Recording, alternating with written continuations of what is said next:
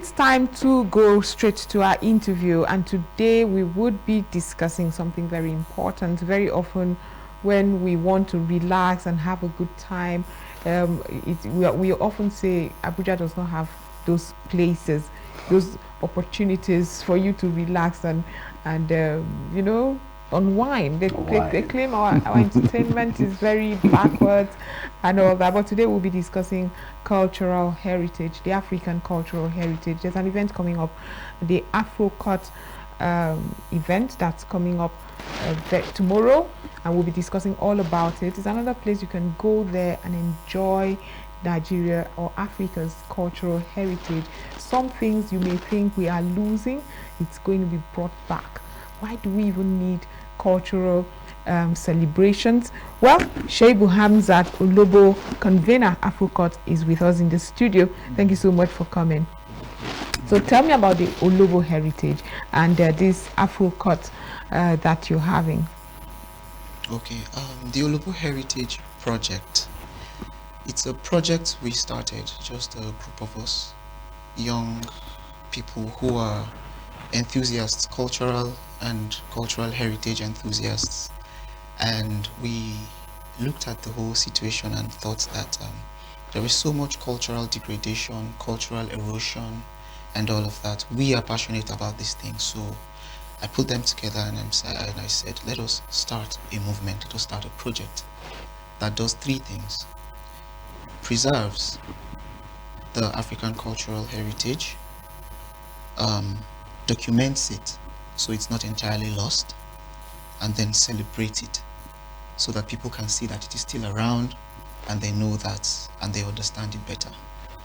So we have been doing this for some time. We started by organizing some expeditions where we take people into the far communities where our most fundamental African cultural practices are still very strong.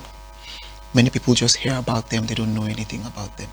So we started with these expeditions, and then people started to travel. Started with just 6 people, but the last one we did, we grew to over 50, and we're hoping that it will grow even more. People who want to go with us to these places. We partner with communities to do this. So we know that taking people away is always going to have its constraints. There are people who, for maybe health reasons, for their own personal reasons, and there's people who just do not like to travel. Right. So we decided that, okay, taking people out there is not enough. We have to bring it to them as well, at least for those who cannot go there for their own reasons, maybe due to time constraints, due to other things. So we started the Afro Court. The Afro Court now is an event that will move.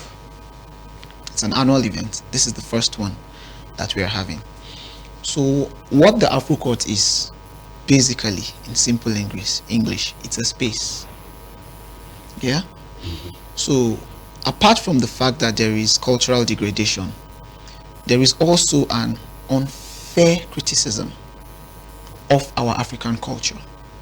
When people hear about Africa, our cultural practices, and how our forefathers did things, how they tried to cope with their surroundings, with the challenges they faced, they look at them as being backwards. They look at them many times as being evil. But one key thing they forget is that most of the modern things that we celebrate, they have their roots in African culture. Everywhere, architecture, medicine, you name it, engineering, you name it. At one point or the other, they have taken inspiration from Africa. Okay. How come now we celebrate the offshoot of our African ideas, but we fail to recognize the birth, the home of birth of those ideas, the origin of those ideas? It's not okay. Okay. That comes to the question I want to ask. What does African heritage means to you, and why is it important now? What it means to me? Yeah. African heritage means everything to me. Your heritage is who you are, where you're coming from. It is literally your social, cultural, dare I even say human build-up. You understand? A lot of things have happened to get us to where we are. Forgetting it is why we keep contending with problems that are not ours. Because we think we are fighting with devices, but we are really fighting ourselves. Because I'll give you an example. If you're a man with two hands and you insist that you only have one, you have created a problem for yourself that you will now battle to solve, because you insist that you have one hand. We're Africans. We're always going to be Africans. We will never be anybody else. Exactly. But we insist on being other people. So we have put ourselves in a situation where we are engaged in a battle that we will never win and will never end. So all I'm saying is, leave those battles, come back home, understand who you are, and then proceed with ease. That's all I'm saying. So what does, I just wanted to know why you think there's this quick and almost an intentional eroding of our cultures. It seems like, I don't know if we did it to ourselves, but we are so stuck up on trying to be anything but that. And I dare say there are cultures that are almost pushed down our throats. But what would you say? Well, it seems like we're losing it. I read the statistics that in a certain year, in certain years, we would lose certain indigenous dialects. The dialect, African dialect, would go extinct. That's scary enough. There are dances in my village that certain individuals only dance at certain times. Young people are no longer interested in continuing that culture. So it's quick eroding us. But we are fast grappling on cultures that are alien to us. Maybe is it curiosity? What is going on in that regard? Well, whose fault is it? I would say we share equal faults, we and the colonizers. First of all, we're very unfortunate to be the ones on the wrong end of colonization. You understand? They brought these things to us. They made us to forget. We had to forget who we were so that we could assume a new identity. And that new identity was that of people who could be subdued. You can never subdue a man who knows exactly who he is. Exactly. Thank you. Even if a prince goes anywhere else, as long as he knows he's a prince, he holds himself as a prince, you will never subdue him. So we needed to leave those things behind. Unfortunately, I was having a conversation with my friend the other day, and I told him that these people, the people that did this to us, they are so smart. I can't think of anything that has been such a big success as what they have done to Africans, because that project was so successful. Because right now, the people we are having to fight the most are our African brothers and sisters. Sometimes many of them, the loss of identity is so total that there is no hope of bringing them back. I have people I converse with, and when they talk, the moment you mention Africa, you're African, no? But the moment you mention it, they flip out. They have completely lost their sense of identity. They have completely lost their sense of direction. They have gone to a point where they are completely irredeemable. What we are trying to do now is to ensure that this does not eat into the next generation of people. Right. Yeah. So please, to the question you asked, whose fault is it? We share a fault, a very big part of it. We are not the only communities or civilizations that were colonized. Abi? We are not. India. Thank you. But other people, one of the countries, the societies that have turned around, one of the very key ingredients in that transformation is them insisting on going back to who they are. Look at Japanese culture. Look at Indian culture. Chinese. Look at the Chinese. You understand? Even in Africa, we have some very good examples, like Ethiopia. Look at Rwanda. The very first thing you need to realize before you begin a project of improvement is understanding who you are. If you do not, then you're still within the walls of those unnecessary battles I told you, and you're saying that you want to find yourself. That is the problem. And now, media campaigns, the internet, Exactly. you know, the westernization has been made to be seen as progress, as modernization. You understand? The only right thing that Thank you. happened to So we seem not to be able to separate it. Right. However, what I'm wanting people to understand is that culture as it is a culmination of ideas. Our culture our heritage is not something, it's not law that someone wrote.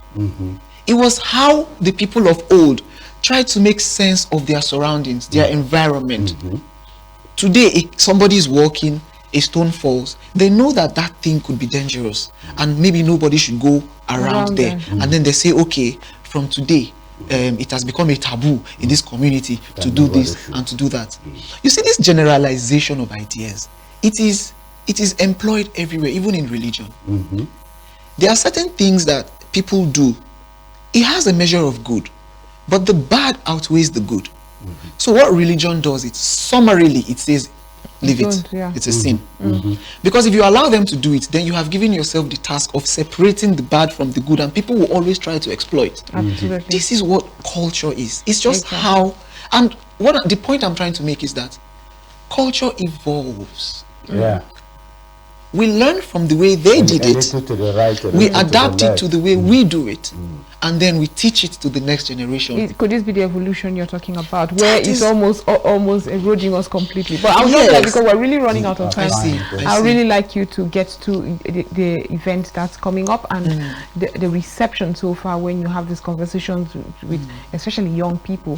How do they react to celebrating the African culture once again? So far they have reacted well.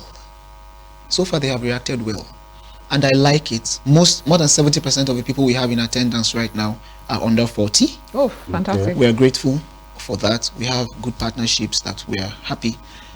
And I think they will be surprised. When people hear of cultural events like the Afro Court, like I said, it's a space where African cultures come to shine without bias or prejudice. And everything we do there is true to the practice. It is accurate. So when people hear of cultural events, they think that they're just going there to watch a bunch of people dance and sing and do all of that. No. Yes, there's going to be all of that. But it's going to be educative. You're going to understand the theme. The theme of this one is African spirituality. Right. Yes. It is one of the most frowned upon aspect of our African culture. Because and all we want religious people will say you want to come and bring witches and wizards back. That when they are talking about going to God, that you are going to the devil. That's bold. That's bold. But go ahead so that we can get to. Yes. So all we are just trying to say is, if you already have a hate or a dislike, disdain for African culture and African methods of spirituality, that's fine. We're not trying to convert anybody into all of that. I myself am a proud Muslim. That's not going to change. You understand? All I'm saying is, even if you hate something, hate it from a point of education, not from a point of ignorance. Thank you. So all I'm saying to the people that are attending the Afro Court is, come, see, and go. If you like, your own informed thank decision. you. If you like, don't change your point of view. But at least now you're informed. Now you're informed. That thing that you say you dislike, at least now you know it. So when you talk, I always use this in conversation. So when you talk, you don't sound like a cow. Right. Exactly. I see that you have a prize for best costume. So I just want to know if I'm very competitive by nature. Should I wear my best costume? Oh, by all means. Cross River State, we have the most vibrant, sweet. Cross River State is good. Yes, please. Why did you do that? You had to think again. Cross Of State. Yes, no, I mean Cross River State we have the most beautiful attires, our indigenous attires. So can I come? Do I have? Of course. So we have encouraged people to come dressed in an African way. And on that day, there's a red carpet. When you come, there's a camera. We look at your outfit. We ask what you're wearing. Where is it from? You know, things like that. And then there's a point in the program where there's a break. And then we're like, okay, all of those who want to participate, just come, show us your outfit, you know. And then we see it. And there's a prize. 50,000 naira. 50,000 naira. Yes. That's a lot. So for people who want to come, I mean, I know the director, the producer has ensured that the flyer is out there, but for people who want to participate, if you can tell them when, where, and who can be part of this. Anybody can be a part of it. The venue for it is the Cyprian Equency Center for Arts and Culture. It's tomorrow. Close to UTC? Yes. The red carpet opens at 2 o'clock, and then the event proper starts at 4. So during the red carpet, there's an art showcase. There's a number of things going on that you could enjoy. And then by 4, the gates close, and then the main event starts. So anybody is welcome. People who, you could get tickets online, but as of right now, the best thing to do is get it at the gate. Just come. Get it at the Get gate. How much are there. tickets? Tickets 10,000 naira regular, Wow. 30,000 naira VIP. And you also stand a chance of winning 50,000 naira. Thank you Yes. so much for that. Like he said, red carpet opens at 2 p.m. Event starts at 4. It's a Cyprian Center for Art and Culture, Area 10, Garki, Abuja. That's happening tomorrow. Tomorrow, 2 p.m. All roads lead to Cyprian. Thank you so much for your time. Thank you very much, Emma. We've been discussing with Shebu Hamza Olobo, convener Afro Court project, and we've been discussing celebrating the African culture, something I'm very excited about, and I will definitely wear my onyonyo and be there. I hope to see you there as well.